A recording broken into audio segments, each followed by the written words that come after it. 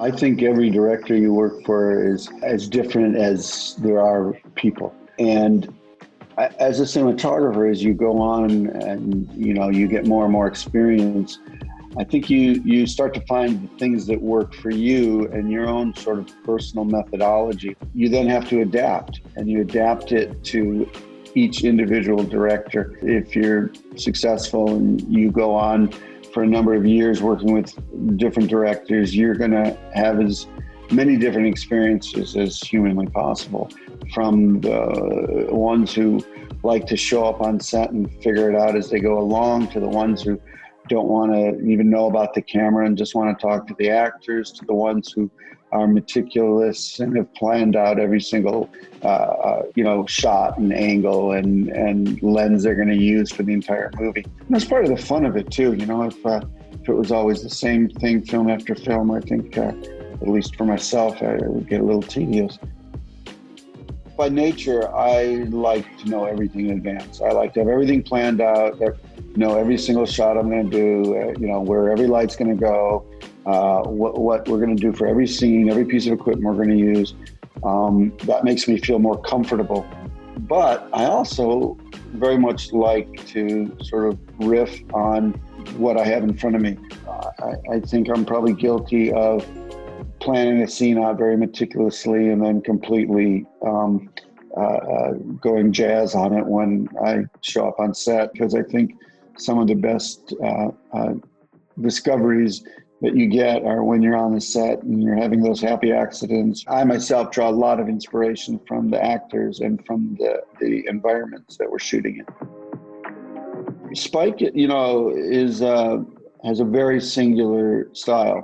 I think it began in the days of, zero budget student filmmaking, a very stylized, presentational kind of style. And as the films have gotten bigger and more ambitious, he's retained some of the style that he created at the very beginning out of necessity, because he didn't have those kinds of budgets and resources. Spike also is someone who likes to work very, very quickly. He likes an early start in the morning. He wants to get the shot off really quick. He's reasonable and is like, what do you need? You set it up, whatever, da-da-da. But when you say you're ready, we're rolling. So you got to be on your A game and you got to be ready to play. He likes that energy that you get from moving quickly and decisively. As much as he has his own very defined style, he is very open to hearing your presentation or your collaboration of the craziest idea you might have.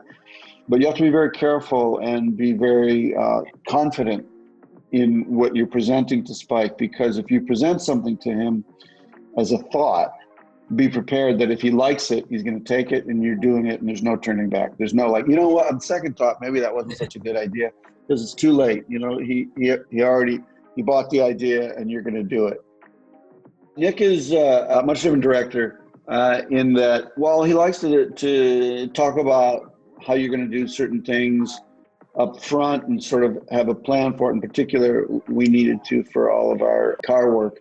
He's much more open to exploration on set. So he doesn't come in necessarily with as clear a game plan.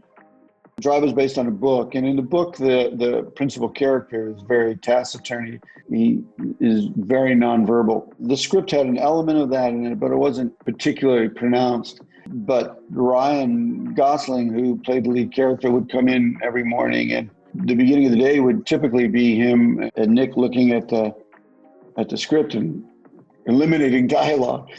Ryan would go like, I really don't need to say that, do I? No. And, this is already kind of obvious. And, by the time you're done, half the dialogue would be like, would be gone.